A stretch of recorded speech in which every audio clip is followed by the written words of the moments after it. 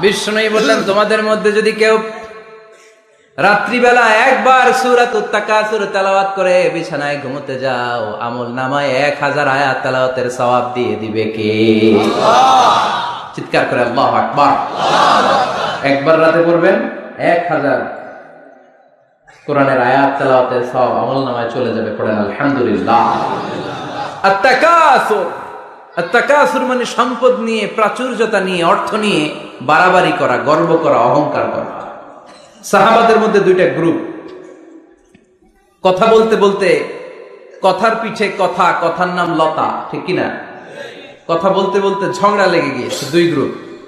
এক গ্রুপ বলে আমরা বেশি সম্মানিত, আরেক গ্রুপ বলে তোরা না আমরা। একদল বলে আমাদের ওটের সংখ্যা বেশি, তোমাদের এত ওট নাই। আরেক দল বলে আমাদের ছাগলের সংখ্যা বেশি, তোমাদের এত ছাগল নাই।